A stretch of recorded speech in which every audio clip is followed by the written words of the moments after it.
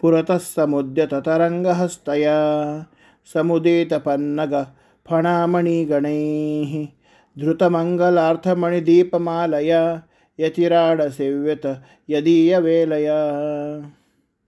पुरतः म्हणजे समोर, समुद्युत तरंगहस्तया म्हणजे समुद्युत म्हणजे प्रसृत झालेल्या तरंग हेच हस्त आहेत, म्हणजे लाटारूपी हस्तांनी, तरंगरूपी हस्तांनी समुदित पन्नग फणामणिगणैः, समुदित म्हणजे बाहेर गेलेल्या, पन्नग म्हणजे सर्प, त्यांच्या फणा म्हणजे फणी, त्यावरील असलेल्या मणिगणैः मण्यांच्या समूहांनी धृतमंगलार्थ मणिदीपमालया, त्या धृत म्हणजे धारण केलेल्या, धरलेल्या, मांगल्यासाठी, ओवळण्यासाठी असा अर्थ, मणिदीपमालया मणिरूपी, त्या मणिरूपी दीपमालेने, यदीयवेलया म्हणजे त्या समुद्राच्या तटाने, यतिराट म्हणजे यतिश्रेष्ठ असलेले हे राघवेंद्र स्वामीजी असेव्यत सेवा केली गेली।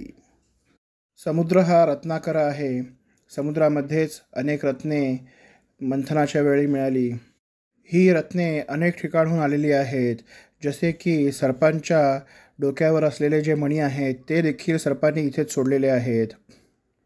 नारायणाचार्य इथेही उत्प्रेक्षा करतात की जेव्हा राघवेंद्र स्वामीजी, यतिश्रेष्ठ असे राघवेंद्र स्वामीजी समुद्रदर्शनासाठी आले, तेव्हा समुद्रराजाने देखील राघवेंद्र स्वामींचे स्वागत केले।